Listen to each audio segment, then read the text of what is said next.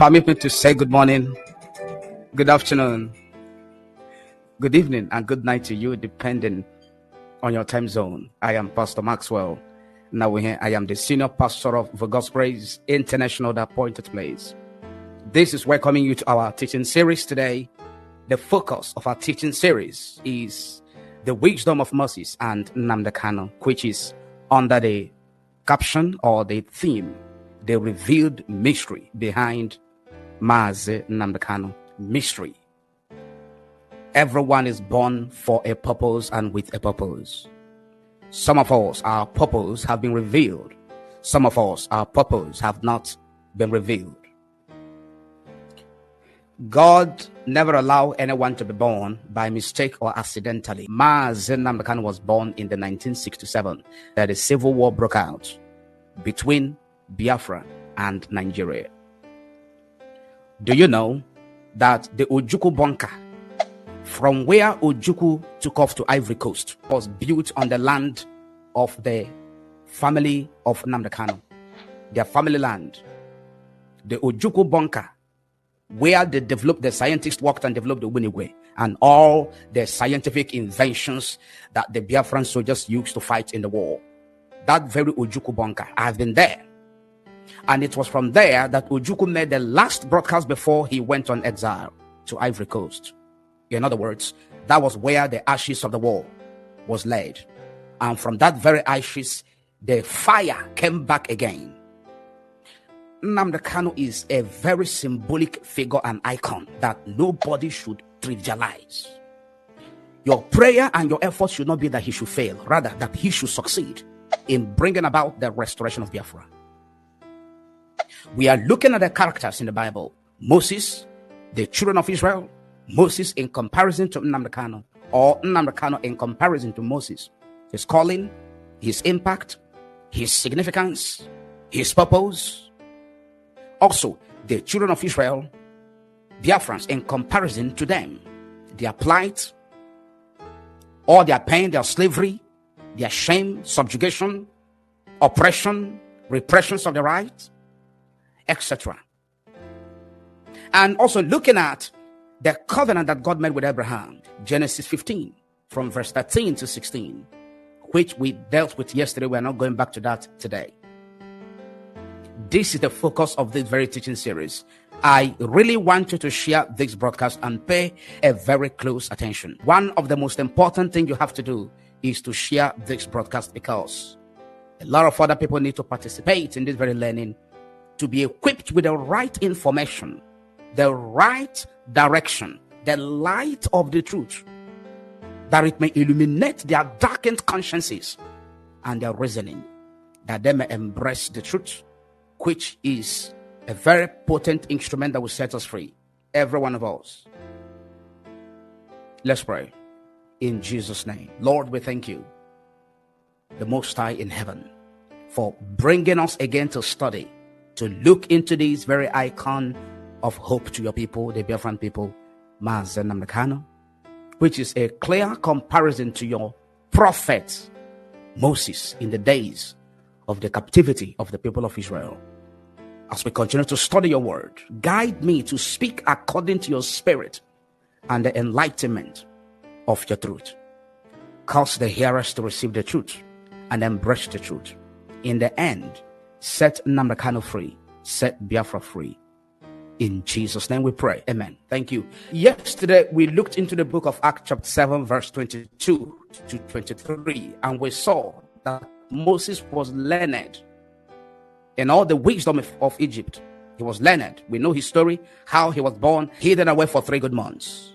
When the parents couldn't hide him anymore, the Bible said they put him in a basket and kept him on top of the river. Fortunately, as God might have it, the daughter of Pharaoh wanted to bet that very day, and the direction was exactly the spot where Moses was floating on top of the river. And she heard the baby crying. She decided to tell her maidens to pick up the baby and bring the baby to her, which they did. Lo and behold, that was Moses. Miriam was watching from afar and saw what was happening. And the daughter of Pharaoh took Moses and came out of the river. Miriam approached her and asked, do you care? Would you mind if I bring a nurse that will take care of the baby? Which the daughter of Pharaoh obliged. And Miriam immediately ran to their mother and brought their mother and introduced their mother to the daughter of Pharaoh as the nurse that would take care of the baby. The daughter of Pharaoh wasn't aware that this is the mother of Moses. And that was it. The mother took him from her and began to train Moses, for which the daughter of Pharaoh paid all the requirements. And Moses grew up. As we saw yesterday, Moses was 40 years old when he began to manifest his leadership qualities and instinct. In reference to what happened in Exodus chapter 1 and chapter 2, Stephen was preaching in the book of Acts chapter 7. We saw part of his speech and his preaching in the verse 22 and the verse 23, chapter 7. From verse 22, Moses was educated in all the wisdom of the Egyptians, and was powerful in speech and action. And was powerful in speech and action. Remember, we are comparing Mazi Nnamdi Kanu, the wisdom of Moses, and the wisdom of Mazi Nnamdi Kanu, the leader of the indigenous people of Biafra, who is locked away in the DSS dungeon in Abuja, Nigeria, for almost 3 good years. Moses was educated in all the wisdom of the Egyptians. He was educated. Verse 23. Moses was 40 years old.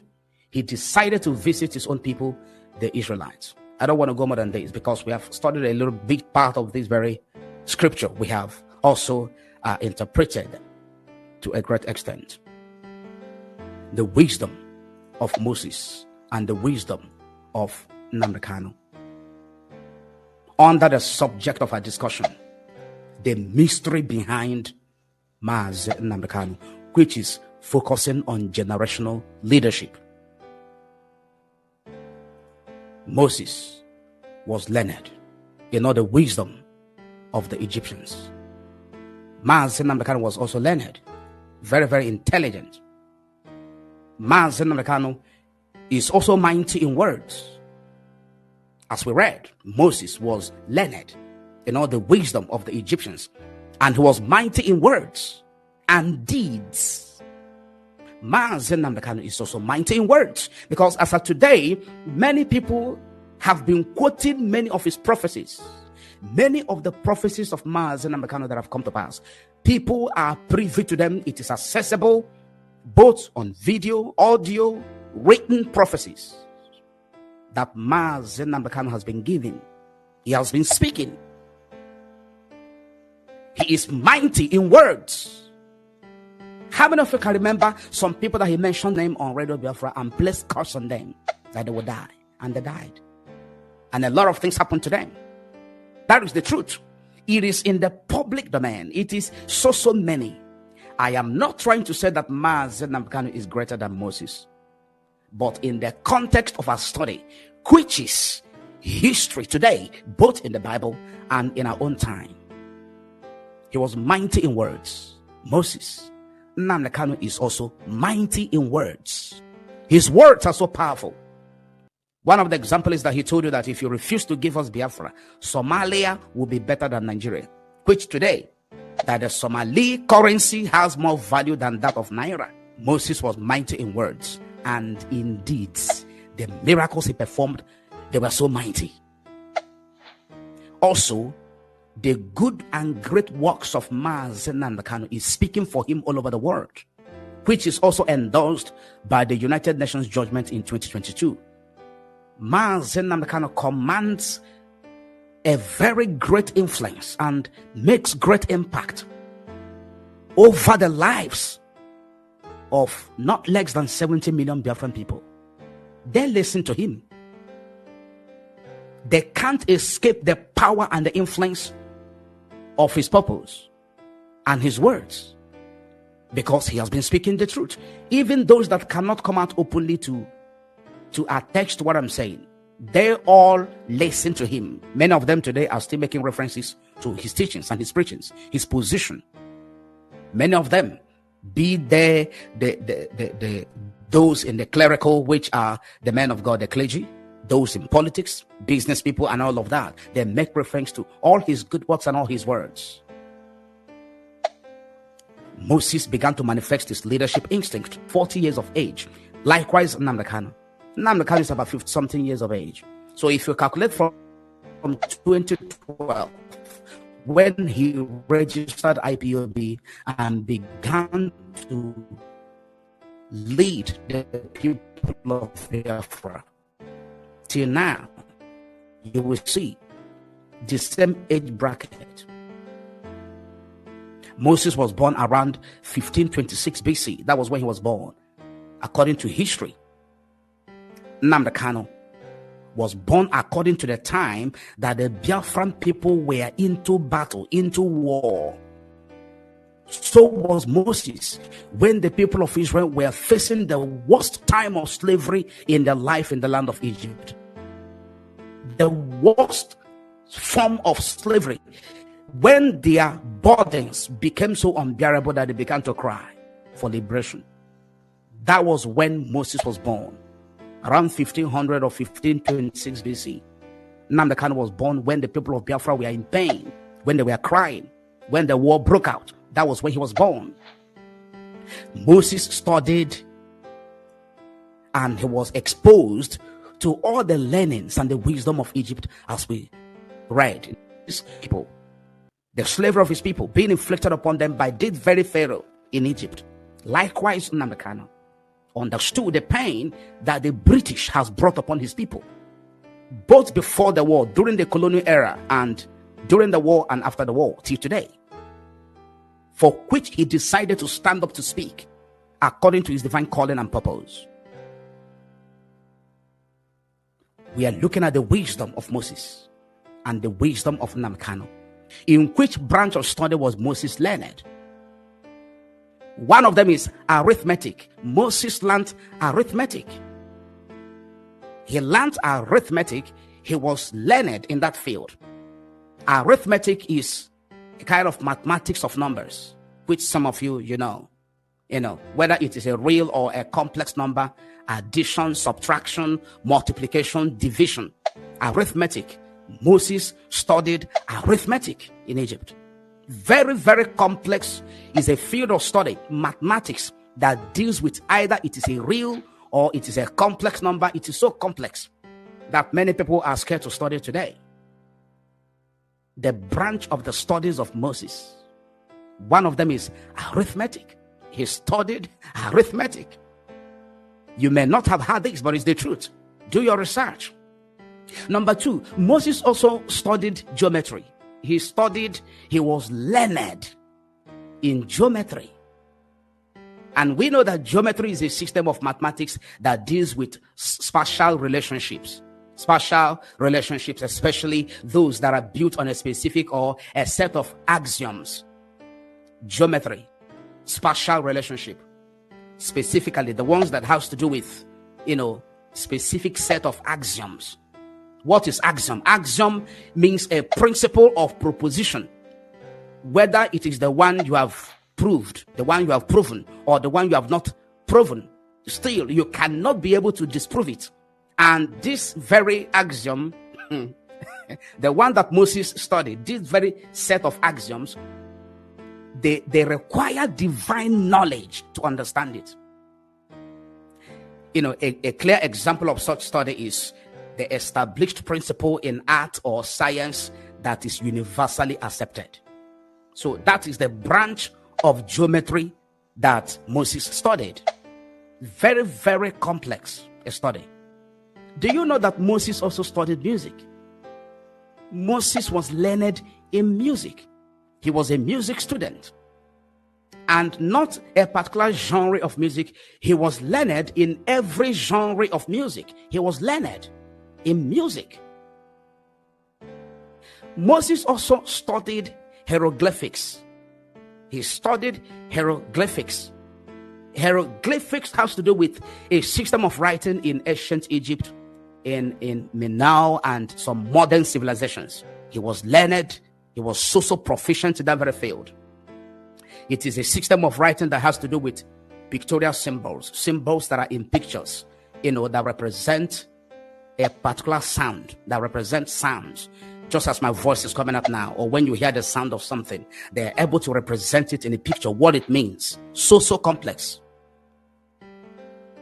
These are also the branches of study of Moses. So when the Bible says in the book of Acts, chapter 7, verse 22, that Moses was learned, was studied, he studied in all the wisdom of Egypt. I've been able to mention them: arithmetic, geometry, I've explained it. Music, I've explained it. Hieroglyphics, I have explained it. He also studied the Assyrian language, the Assyrians language. He studied it. He also studied the Chaldean knowledge of heavens. You know, the Chaldeans. These are branch of either astronomy or astrologers or magicians. He didn't use them to his personal advantage. He did not use them to enrich himself. He did not use them to become one of the revered and respected magicians in Egypt, to earn the respect and the honor of the Egyptians or the favor of Pharaoh. No.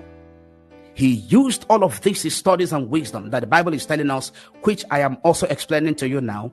He used them to the advantage of his people, for the liberation of his people, for the betterment of his people. Not just to ameliorate their sufferings and their pains, but to deliver them from the same, to deliver them according to his divine purpose.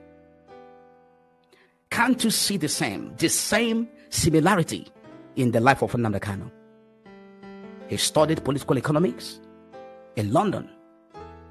He was a political student, a political economics student in London.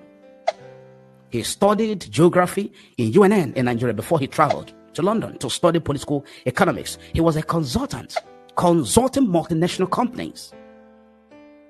Moses was the adopted son of the daughter of Pharaoh. So he had that very royalty in him. He was raised as a royalty. In fact, permit me to say, I may not be correct, but it does appear that he was the crown prince of Egypt. He was the crown prince of Egypt that was supposed to take over from Pharaoh.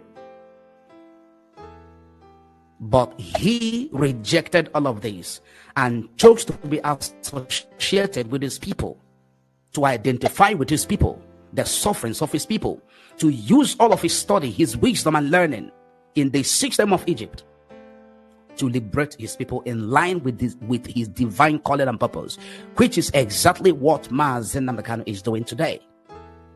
A British citizen, studied in Britain, super intelligent human being, which all of you know. Rather than use it to go into the Nigerian politics, which he would have done very well, rather than use it to focus on his consultancy firm, Alphaphonics, or any other major company, in Great Britain, to become either the manager or the consultant with the firm to his own personal or family advantage or benefit, he decided to deploy all of his learning, all of his wisdom, his intelligence, both his spirituality. He deployed all of them to the liberation of his people, to the betterment of his people, to the benefit of his people, to the advantage of his people. The Bible says in the book of Hebrews chapter 11 verse 23 to 24 that Moses, when he came of age, he refused to be called the son of Pharaoh's daughter. He rejected it. He rejected all the benefits and entitlements. He rejected the throne, the palace, the palatial and the royal treatment to which he was entitled. He rejected all of this. And he chose to be connected, to become so close to his people, the Hebrew people, the Israeli suffering people in the land of Egypt. Moses refused it, to be called the grandson of Pharaoh.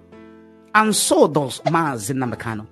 He refused to enjoy, as I mentioned seconds ago, the benefit and entitlement as a British citizen in the midst of the subjugation and the captivity of the Biafran people. He rejected all of this. He rejected even the throne of his father. Yes, Moses was born into a palace. Nnamdi Kanu was born into a palace. or should I say, Moses was raised in a palace. Nnamdi Kanu was also born into a palace, raised in a palace.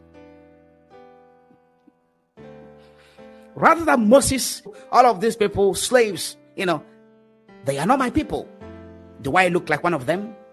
Can you trust any royalty in them? But look at me from head to toe. I was raised in the palace. I cannot associate myself with these suffering people, these useless people, just like some politicians in the Biafran land have arisen to that very consciousness that is so evil. To claim that being a governor or being a political office holder is all that you have to enjoy in life. Power. And the privileges and advantages that comes with it in office. Moses rejected all of those. Nnamdi Kanu rejected all of those. While their parents were all alive, he never went after the throne. Power, position, never. Such like Moses. These are mysteries that many people are not looking into in order to understand what species of personality does this man have. Nnamdi Kanu. And if they do, if they have done this to research,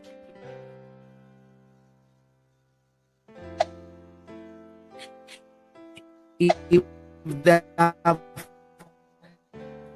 allowed themselves to be guided by the truth, to understand, to fighting and posing him the way they are doing today. Breed is a very special symbolic icon and human being that is not easily gotten in every generation.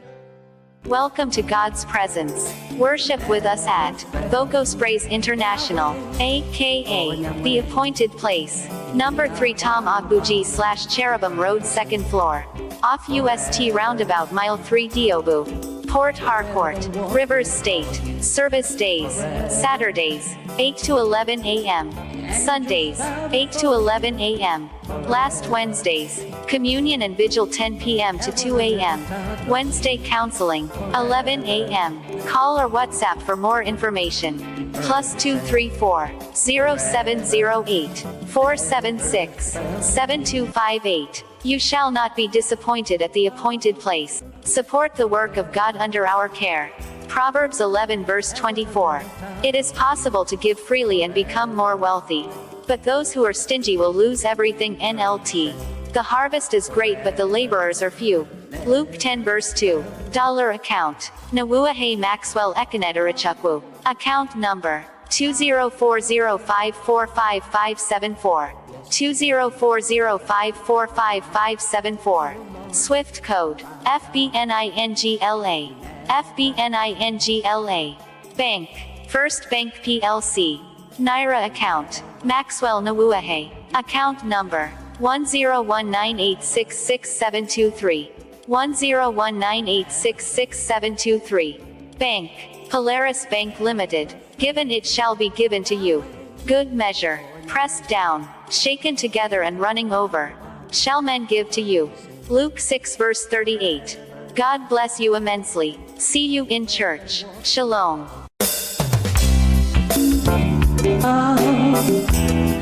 My God never change. Yesterday, today, forever.